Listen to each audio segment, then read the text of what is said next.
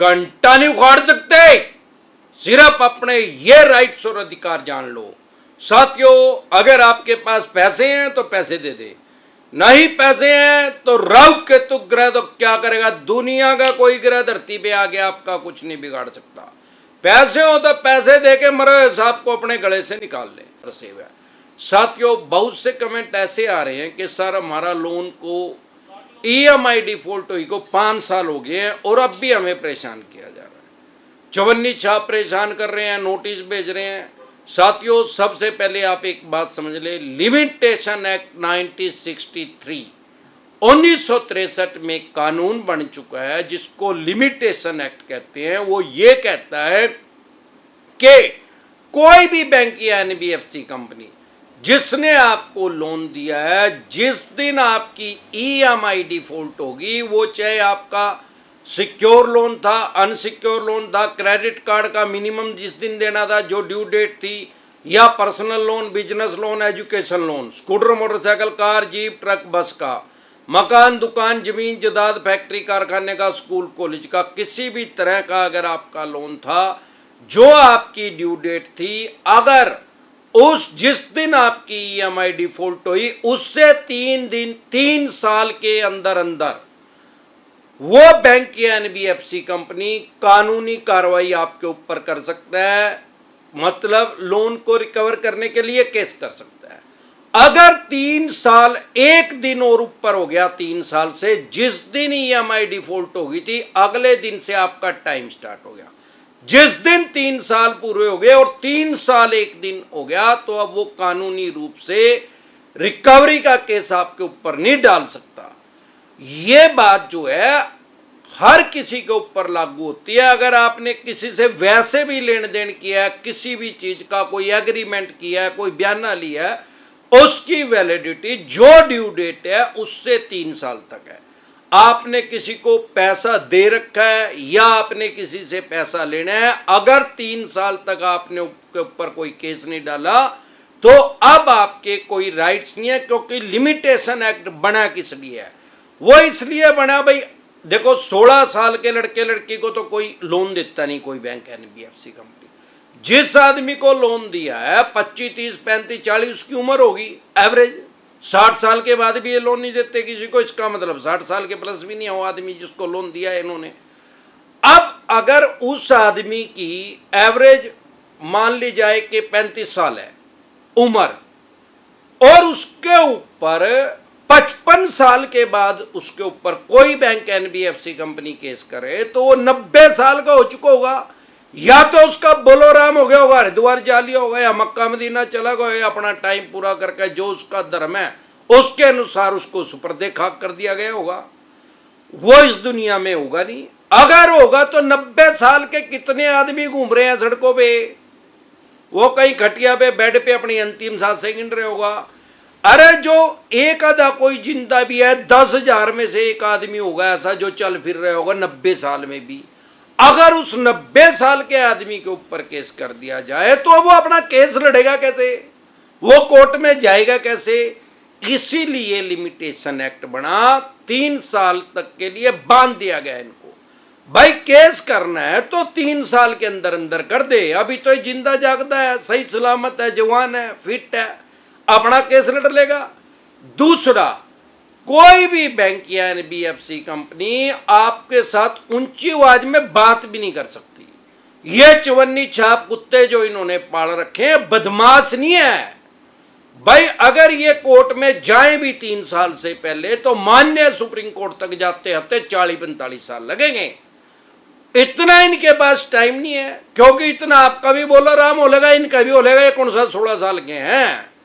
अब चवन्नी छाप कुत्तों को क्यों पाल रखा है? ये लोगों को डरा के, धमका के, प्रेस करके, अल्लो अल्लाह करके, चिल्ला चिल्ली करके 40-45 दिन में पैसे ले आके दे देते हैं।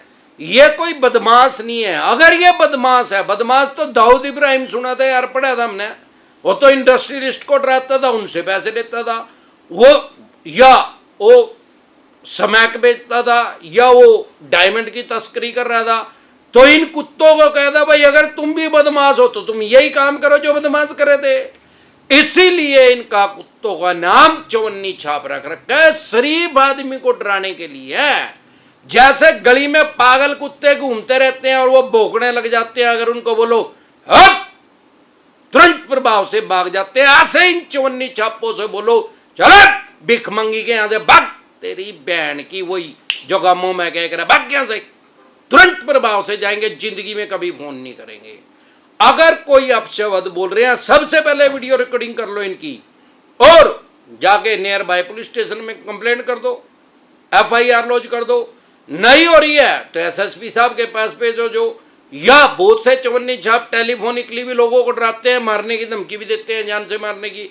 ऐसा कर रहे हैं तो इनके खिलाफ 499 500 499 और 500 में इनके ऊपर केस दायर कर दो।